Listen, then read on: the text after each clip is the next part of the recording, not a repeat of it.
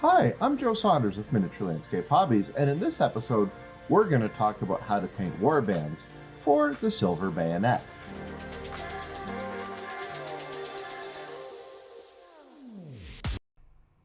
Miniature Landscape Hobbies is proudly supported by these sponsors. I love Napoleonics. Because of this, I have an extensive collection of Napoleonic era models in 28mm. You can't deny the visual appeal of ranked models ready to fight some sort of historical battle, such as Austerlitz or Borodino. Refighting history's major conflicts is just cool to do, and it's rewarding and challenging as a way to spend your spare time. But Napoleonic models are equally cool in skirmish games too.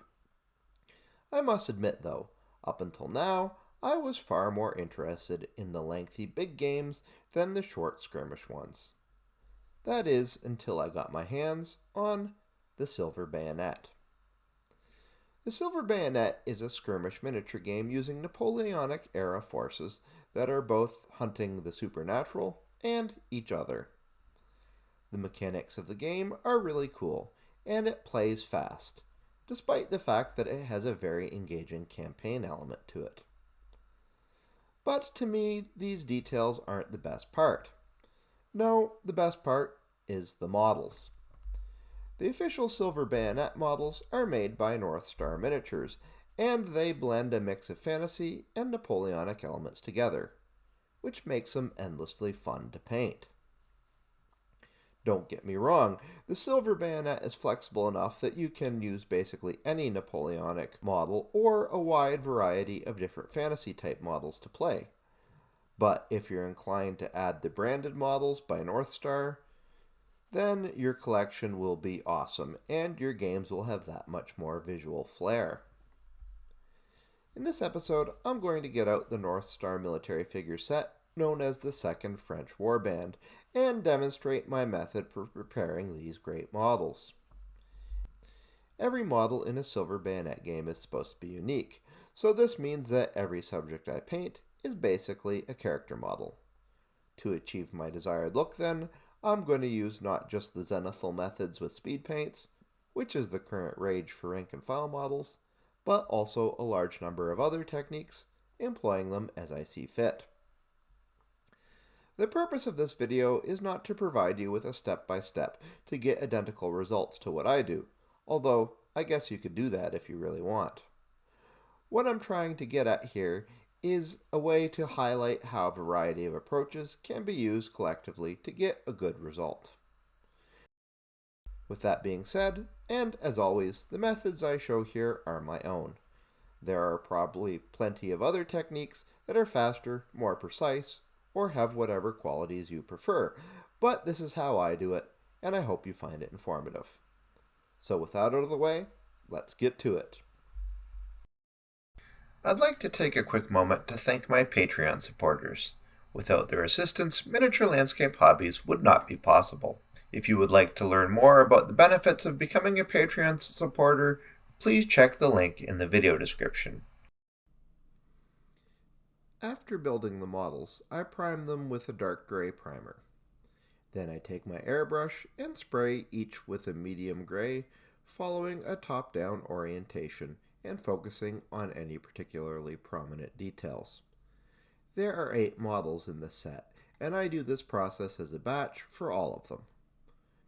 When the gray is good and dry, I pull out white MIG Diode dry brush paint. But any acrylic paint would work for this.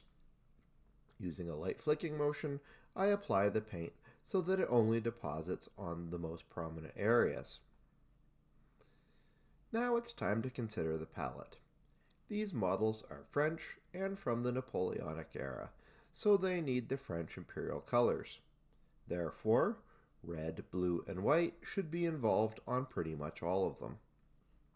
Since dark blue is going to be the majority color, I check the color wheel and see that an orange trending to yellow is opposite to it. So I need to include this tone as a complementary color to make everything really pop. The exception to all this is the light cavalryman. If this guy is a French hussar from the late 1700s to the early 1800s, his uniform could be almost any color. But I want him to match some of my existing light cavalry, which is green, so I chose dark green. Fortunately, red is complementary to green, so I don't have to vary the palette too much, ensuring that this guy has some common color elements to make him appear as a coherent whole with the rest of the warband. The zenithal qualities have now been laid down, so I begin working with the majority color for most models, which is dark blue. I start with High Lord blue in this case. I also add 2 to 3 drops of thinner to it. I just brush it straight on with a fairly large brush. As it dries, the zenithal underpainting provides a natural graduated appearance for the midtones and the deeper shaded areas. I have discussed this before, but I find speed paints offer a single layer solution over the zenithal underpainting for all elements but the final highlight. So I grab pale blue, mix it 50-50 with High Lord blue, and begin brushing it on as an extreme highlight on the most raised areas or the edges of the uniform. After the highlights had dried on the High Lord blue, I decided that the gradients between the colors were a little too steep, and perhaps a bit chalky. Also, the blue could be a little darker, so I decided to unify everything with a slightly darker shade, in this case, Beowulf blue.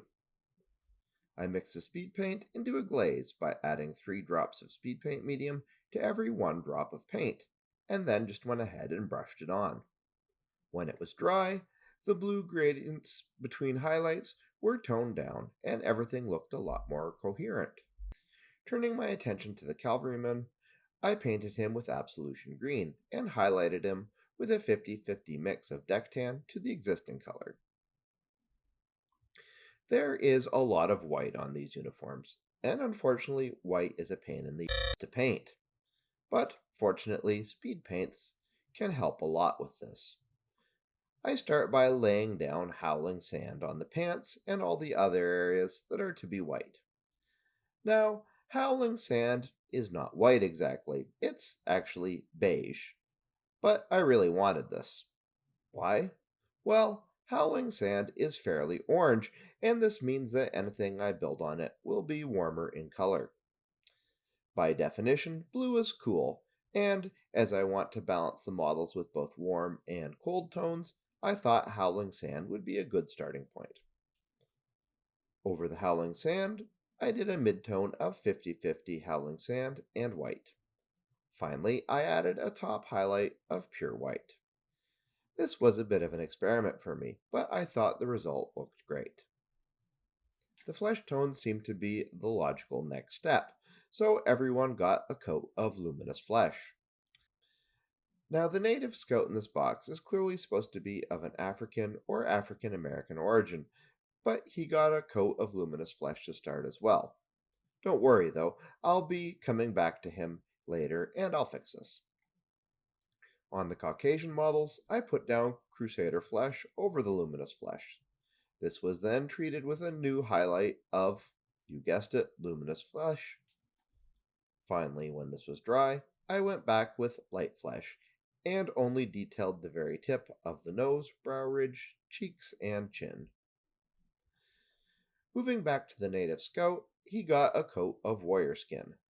This made a very convincing skin tone for him. All I needed to do to follow up was add a couple drops of light flesh to the warrior skin and do a quick highlight of his facial features and hands.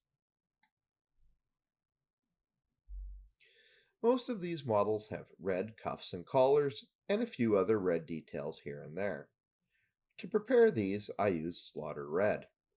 This is a very deep dark red, so when it dried, it definitely needed a highlight. Now, red is actually pretty hard to highlight because you can't add white to the mix. If you do, you get pastel pink. So, yellow would be a good option, but yellow paints tend to not be very pigment dense, so they don't layer very well. In my opinion, then, the other option is to use a skin color. So I mix 50-50 luminous flesh into slaughter red and make fine highlights with it. The result is almost a salmon color on a crimson background, which is okay, but I still think it needs to be unified. Grabbing bright red, I add 3 parts thinner to 1 part paint, and like I did for the blue, I glaze over the existing red areas. Now seemed to be about as good a time as any to tackle the black parts of the models. So grim black went on the boots, hats, cartridge belts, and any other small details that I figured would be black.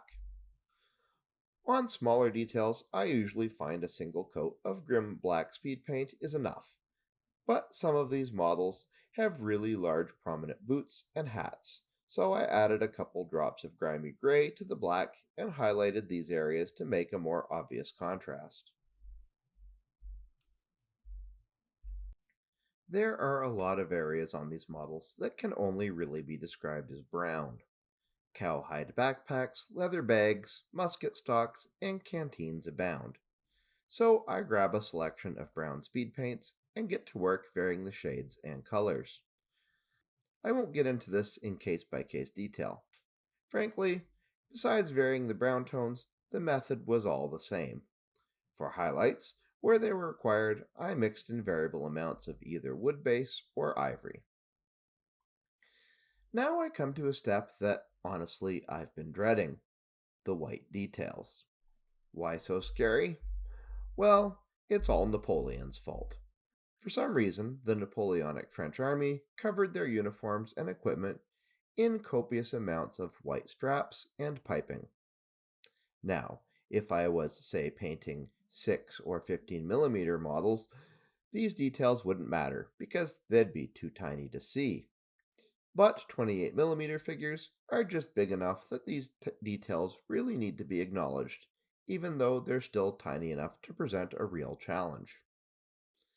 Getting out white and a fine brush, I painted white piping around the cuffs. I also did the edges of the backpacks and picked out the straps and rifle slings. Yes, this took a long time, but it eventually got done, and it looked fine. There was something else to consider here as well. The big skirts and large bicorn hats on these models take up quite a bit of real estate, so they really need some extra embellishments on them to maintain visual interest. With the same white, I paint a border on the big hats and trim around the skirts. It was now time to build my orange-yellow accent color to complement the dark blue I've been using. This was made from 1 drop of sand golem mixed to 3 drops of zealot yellow. This went on not just the borders and skirts, but also various buttons, and of course the huge amount of braid on the light cavalryman's uniform. Where it was required, I put down a highlight after the fact with light yellow. I was now getting near the end, so it was time to break out the metallics. Plate mail went on the officer's armor and on assorted blades and musket barrels. This was washed with the awesome product Army Painter Blue Tone Shader.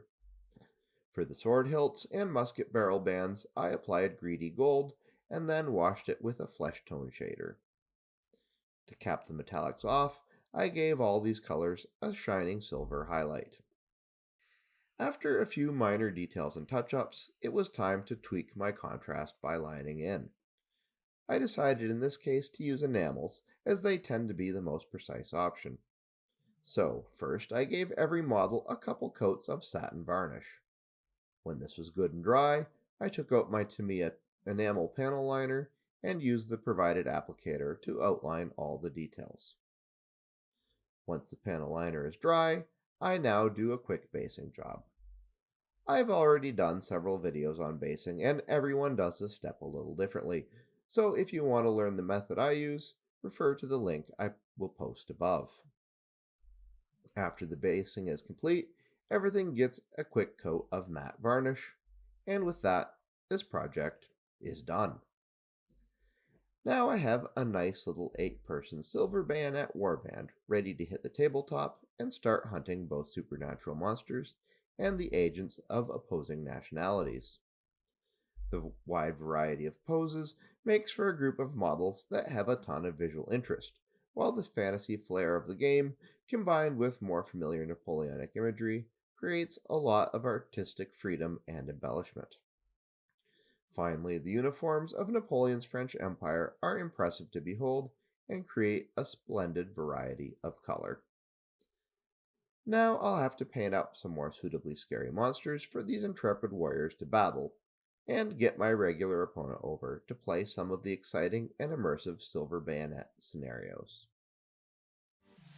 If you'd like to learn more about painting Silver Bayonet monsters, please watch this video, or consider watching this other video instead. As always, I'd like to thank you for watching, and remember to keep building life in miniature.